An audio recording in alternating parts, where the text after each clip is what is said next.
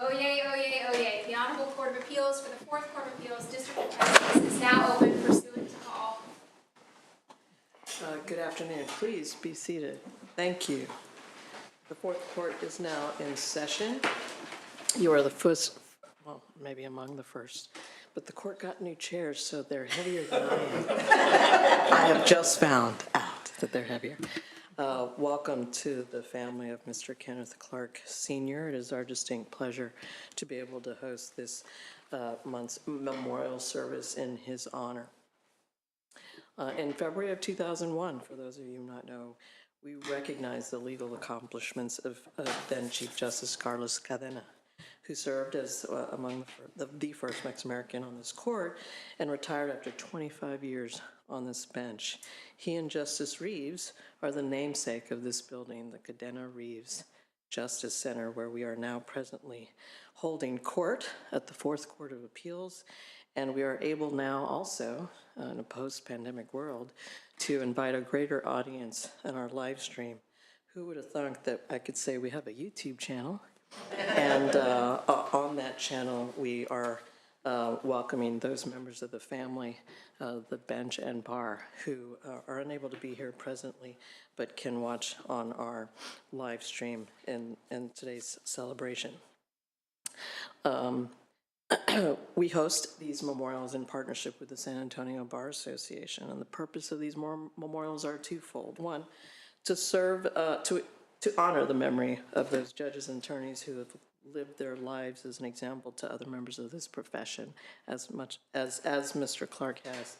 In so doing, we inspire ourselves and promote professionalism and appreciation for how our talents and skills continue to serve our community. And the second being that we'd like to promote our legal fraternity, to join together both in celebration and in dismay, and having to lose some of our esteemed colleagues who have given us all deeper roots within our legal community. I'd like to recognize those family members that are here present with us today in the courtroom. Son Kenneth L. Clark Jr. and his spouse Loretta, son Charles Clark and his spouse Heidi, and another son, Kelly Clark, here in attendance, and his spouse Lisa joins us here via live stream. I'd like to also recognize his beloved partner, Myrna K. Meg K. Daly, may she rest in peace, and other family members watching, Brother Jerry Clark, and his spouse Connie, who are streaming in from Arlington, granddaughters and daughters of Kenneth Clark Jr., Gabriella Clark and Kristen Clark, both in Nashville, grandson, son of Charles Clark, Carson Clark, who lives in Florida, daughter-in-law and granddaughter, Kelly Clark, the wife of Kelly Clark, Lisa, living in New Orleans, daughter Gracie, also in New Orleans, and Michael Clark and his spouse Cindy in Seattle, with grandson Christopher Clark, who lives in Japan, granddaughter Casey Burnbridge, and her spouse Andrew, and their great-grandchildren, children of Casey Burnbridge, Owen and Addison, who are live here from Seattle. Welcome, and I hope the weather is nicer than it is here. It's hazy. At this time, if I may also introduce the members of the Fourth Court here with me, starting from my far right, Justice Todd McCrae. To my immediate right, Justice Irene Rios. I'm Chief Justice Rebecca Martinez. To my immediate left, Justice Lori Valenzuela. And to my far left, Justice Velia Mesa. Two members of our court are unable to be present here in person and send their deepest regrets to the family, Justices Lori Massey-Brissett and Justice Adrian Spears. Sends their best wishes to you and your families. At this time, if I may, invite our speaker for today, who I understand will be speaking on behalf of the family. I invite the Honorable Judge Norma Gonzalez to the podium. Welcome, Judge. May I begin? Please. May it please the court, although I was just recently reversed and remanded. But I'll speak freely anyway. You don't take these things personally, don't you? I just had to say that. Good morning, or good afternoon, family and friends. Welcome to a short ceremony, but something that is done in front of the Fourth Court and on behalf of the State Bar. And I'm honored to be here to honor and speak of the legacy of my good friend and mentor, Ken Clark. Back in 1987, I was distraught after not being retained by the DA's office. I thought my trial practice was over for sure, and a few months later, a local judge insisted that I go and speak to Ken Clark and gave me his number and said he's waiting for your phone call. I hesitated and eventually went over there and started our 15-minute interview process, and 2 hours later, we were still talking. Needless to say, we hit it off, and I became honored and privileged to practice with Ken and the Clark and Gamble firm, and became part of the, good or bad, of the Clark family. I could tell those kind of stories, but it's not that kind of reception here today. When I met during that time, we talked about the practice of law and what he thought about it. And I learned as I practiced with him, and I took every single opportunity I could. That's the one smart thing I did, was to go with him, to carry his briefcase, to go to depositions and trials at every opportunity, because I learned and I heard that he was good. And as I sat with him and saw him in the game of trial practice, because he said it's like being an athlete, I saw that not only was he good, but he was excellent, he was brilliant, he was intelligent. He's well known back in the time of taking on experts. And those of us who would sit with him, he would be questioning the expert and just demolishing them. And we would go, Ken, get off the jugular, just let him go. Just let him go. He was that good, but he was different than some of the ones that we see, especially now, because he didn't scream and yell and attack, and he would set the table. He would sort of repeat what they'd already said, and then he knew you could get him. And slowly but surely, he would start cross-examination, and before you knew it, they were fumbling and agreeing with him. And then we would see many of those experts days, weeks, months, years later in the courtroom, in the courthouse, and to a person, they would come up and shake his hand because they respected the way he practiced law and how smart he was. I remember early on when I saw him take on several doctors, I was always taught, don't attack the experts in their field of specialty because you're never going to win that game. And Ken would win time and again, especially medical doctors. And so one time I finally said, Ken, how do you know this? And he goes, well, the medical school library is free. And so when he was young, a young lawyer, he would apparently spend a ton of time not supervising Kenny or the other Clark boys where he should have been, but learning medicine to the point that he could speak about that specialty as well as anyone could. And like I said, though, he did it so professionally. I feel for the younger lawyers that come before me now for two reasons. They don't know the Ken Clarks and those of his era, because many of those were gems. It was a golden era, I think, of trial attorneys back then. And they were professional, they were courteous, they were smart. There was no such things as Rule 11s. You had a handshake, and you relied on that handshake, and your word was your bond. Ken taught me that, especially early on, how even if somebody said something on the other side that was just reprehensible. One time we were down in Eagle Pass, and the attorney on the other side said some things that were not kind about Ken and the conduct, of alleged conduct. And being a Southside girl, I was ready to climb over the table and, grab him by the tie. And Ken pulled me back and taught me how to handle that in a much better way, because there is a more professional way to do it, and that's what Ken did. But the funny part about Ken was, I remember seeing that same judge who had referred me over a few weeks or a couple of months later, and said, hey, what do you think about Ken Clark? And I said, my first words were, that guy's funny. And they're like, Ken Clark is funny? And I'm like, the guy's hilarious. I mean, he really is. He had nicknames for everybody. Had the Norms, the Gambles, the Clemmers, the Frankers. He wasn't very creative about his nicknames, but he had a nickname nickname for everybody. It was never their full name that he would refer to. He was as far as practicing law, preparation was just king for him. Kenny and I would just close our eyes like, oh, we got to go see Ken and we're going to prepare for this case, and 200 requests for admissions, double negatives on every one of them, and then you would go to court as prepared like Ken Clark taught you how to be, and it was easy. You'd come out of there barely sweating because you were prepared for every possible thing that could come up, and that was Ken. Like I said, he also had a fantastic sense of humor. Early on, when I was practicing with him, he sent me to, he was in trial here in Bexar County. He sent me to New Braunfels. He said, just ask for continuance. They're going to give it to you because I'm already in trial.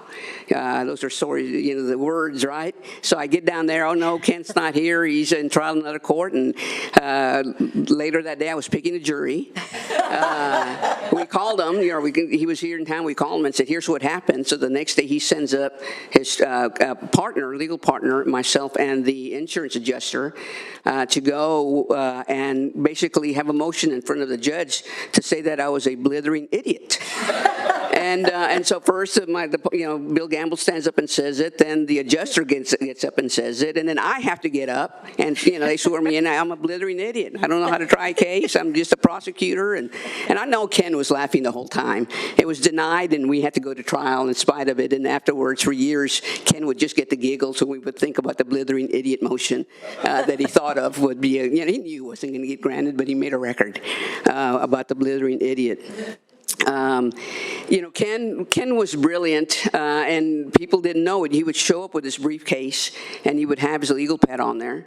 And if you look, he'd have a couple of legal pads, maybe some pens. But if you looked on his writing, he's about to cross-examine an expert, and I don't know if they can see it on the cameras. I know Kenny's going to recognize that. That's all you would see. It's just some dashes on a piece of paper. That was him just thinking through the questions he was going to ask. He'd just sit there and do this, and they would ask more questions, on direct examination, and he would just do that, and then he would take on the expert without more, and again, just obliterate him. Frank Herrera always used to say that if Ken started questioning your expert, and he started with, well, Mr. Expert, I was a-wondering, he was about to wonder that expert right out of the courtroom, because he would. He was extremely prepared, and he was a man of his word. He was a good guy, though. We had fun at the firm, and down at the courthouse, again, there were handshakes for agreements. I like to tell the story of when him and Clem Lyons were in monitoring court back then before Fred Solian got assigned to a court the next day, and they went out to a local establishment. I think it was the Navy Club or the Admirals Club. 24 hours, drinking, and 3 or 4 o'clock in the morning, they agreed. They went home and they took showers and showed up at the courtroom the next day right outside of the courtroom doors, and Clem says, Ken, we settled the case last night, didn't we? And Ken goes, yeah, we settled it. Do you remember how much? No, I don't. Well, let's just go in and announce we settled it, and we'll talk about the numbers later. Okay, yeah, great. That's the deal. But that's the way it was done back then. And like I said, I see young lawyers now who come before the court, and they don't have mentors like that anymore, where you could sit and watch them and really learn both ethically, professionally, academically how to try a case. And Ken was loved by all. He was loved by both sides of the bar, plaintiffs and defense. He was known for his trademark cigar that he always had with him. The very first day I met him, he always chewed it. He never smoked it. And people would always ask, hey, does he ever smoke that thing? No, he never lights it up. He just chews it. And you could see remnants of them in all our files, stains of the, it was terrible. One time I accidentally touched it. It was on the corner of the war table, and I said, oh my God, Ken, I just touched the cigar. And he said, how's my cigar, Norms? But people know him for this, and up until his last couple of years, he would have a cigar, and I guess that's what made him concentrate. But having said that, like I said, I miss Ken. Tomorrow will be the second anniversary of his death. I lost Mom about 4 weeks after that, and so I lost 2 of the mentors of my life very shortly. We love you, Ken. This is for you. We thank the bar, and we hope that we can continue retelling stories about Ken and enjoy his legacy, because he sure left the bar, the San Antonio Bar Association, the Texas Bar, a better place because of his professionalism, his ability to try cases, his ethics as a trial lawyer, and his personality that will live on with many of us forever. Thank you, Ken. Thank you to the Clark family for allowing me to speak, and thank you for lending Ken to the practice of trial law, because it takes a lot of time, but it was time well spent and a life well lived. Thank you, Ken. Thank you, Judge. Thank you. It's my understanding that that Judge Gonzalez was our only scheduled speaker for this afternoon. However, a couple of members of this bench, myself included, knew Mr. Clark, and I invite Judge Rios to say a few words as well at this time. Well, first of all, I want to thank you for accepting our invitation to honor Ken Clark Sr. And Kenny, I haven't seen you in years. It's great to see you. Raul sends his regrets. He had a conflict or he'd be here. And Judge Gonzalez, I mean, you knew him well, you worked with him, but you took me down memory lane of the golden era. You know, I was practicing in 1990. And I remember, you know, the Monday mornings in monitoring hall where all the lawyers would be there waiting to be assigned to trial. And I was fortunate to have one of those great mentors. And yes, he was a man of his word, just like my mentor and my boss. And, you know, they fought, you know, and they advocated zealously. But at the end of the day, they'd shake hands, they were friends. You know, they knew they had a job to do. And I think I would love for the younger lawyers, the ones that, you know, are practicing now, if they'd only had that experience to witness that, I think they would learn a lot about how to practice law. Because, you know, it can be a stressful job. And your dad and the lawyers, the great lawyers of that day, and I refer to I could name a bunch, but you know, the ones who come to my mind immediately with your dad is Jack Pascal, right? Because they worked together at the end of their careers. And, you know, Clem Lyons, my mentor, and Pat Maloney, who was another great lawyer, and many on the defense side, you know, where your dad did defense work. But I just want to say that I have so much respect for him, and he was a wonderful, not just a wonderful lawyer, but a wonderful human being.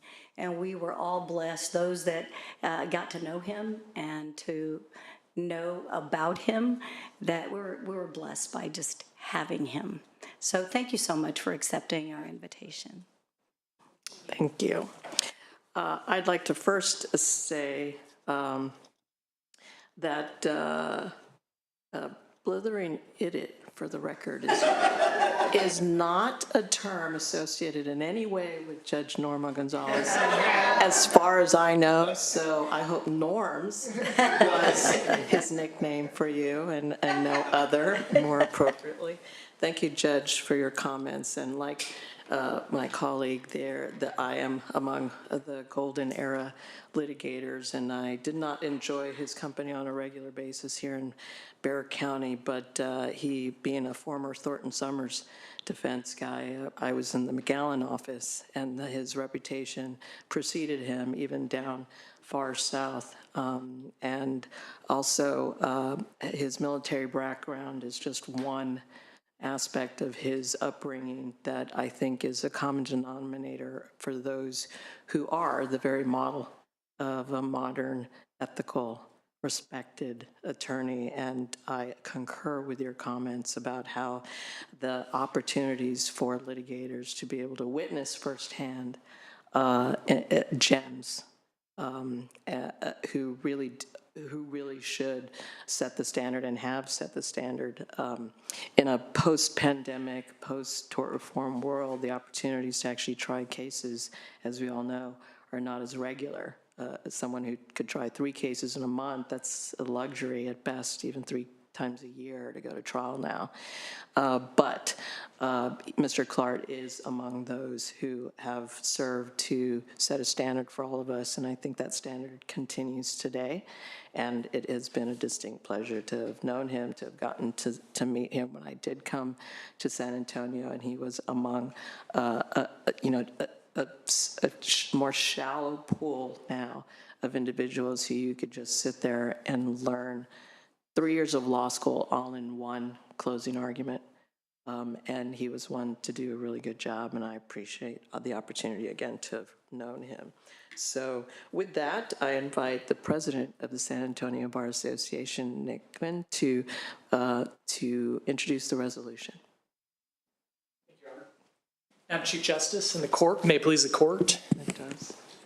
My name is Nick Gwynn, and I'm the current president of the San Antonio Bar Association. It is an honor to be with you today to honor the life and legacy of your father, Mr. Clark. And I have this resolution of the San Antonio Bar Association, which I'll read at this time. This is the memorial resolution on the death of Kenneth Clark Sr. on behalf of the San Antonio Bar Association. Whereas Kenneth Clark Sr., a beloved member of the San Antonio Bar Association, was born June 11, 1935 in Vernon, Texas, to Edward Bolin Clark Jr. and Gladys Priscilla Clark, and passed away peacefully on January 9, 2024 in San Antonio, Texas.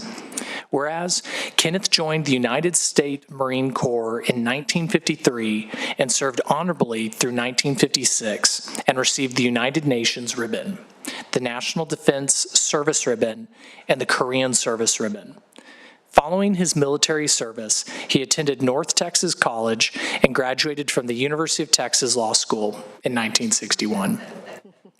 Whereas Kenneth was dedicated to the practice of civil trial law, and he was known for many significant legal contributions. Most notably are his work as a civil trial attorney specializing in personal injury defense, his service as a partner in several San Antonio law firms, and his leadership and service in professional organizations, including the American Board of Trial Advocates and the Association of Defense Counsel. Whereas Kenneth's distinguished legal career included more than 4 decades in private practice and nearly 11 years with the City of San Antonio Litigation Department, where he rose to the position of Deputy Chief of Litigation and served the public with dedication and integrity. Whereas Kenneth is survived by a large and loving family and is remembered for his big heart, generosity, humility, sense of humor, and the profound respect he earned throughout an accomplished legal career and life devoted to service. Be it resolved that the San Antonio Bar Association and the Fourth Court of Appeals of Texas express their genuine regret on the death of Kenneth Clark Sr. and express their sincerest sympathy to his family and friends. Be it further resolved that this resolution be appended to the minutes of the San Antonio Bar Association and copies sent to his family. Be it further resolved that this resolution be placed in the permanent records and minutes of the Fourth Court of Appeals of Texas, dated this 8th of January, 2026. Thank you. Thank you, Mr. President. As referenced, this is an official court proceeding, and each memorial service is, in fact, recorded by a court reporter, later transcribed, and a copy of which is presented to the members of the family following the service, and it be so entered in the formal minutes of the Fourth Court of Appeals. Hoffman Reporting and Video Services have donated their services for this purpose and have done so since the inception of this court's tradition. So they volunteer their time and donate their services for all of these memorial services. So please join me in applause to express our gratitude.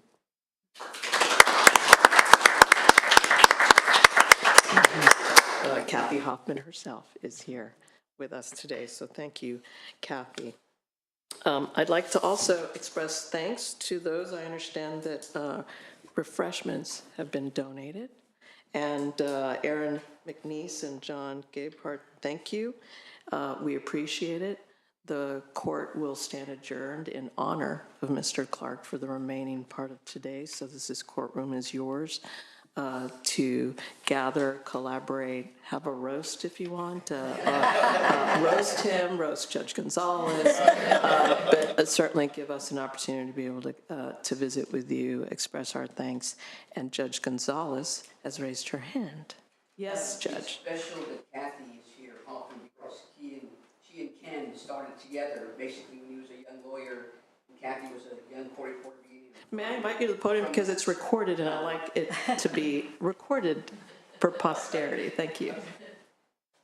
I just wanted to add that it's special that Kathy Hoffman is here, especially personally, and that she's done this all every time because she's that kind of person. But Ken, in his early years, would always use Kathy, especially when she was starting her court reporting firm, and grew up together, and so they knew each other since the beginning. And so a special thank you, I know, from the Clark family to you, Kathy. Thank you for that, Judge. Appreciate that. I would not have known that. Kathy, you're all over the place, aren't you?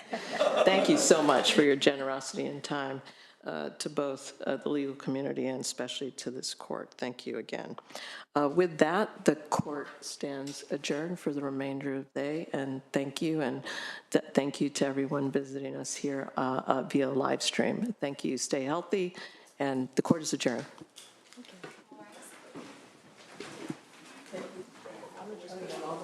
Yeah, we're gonna figure this out.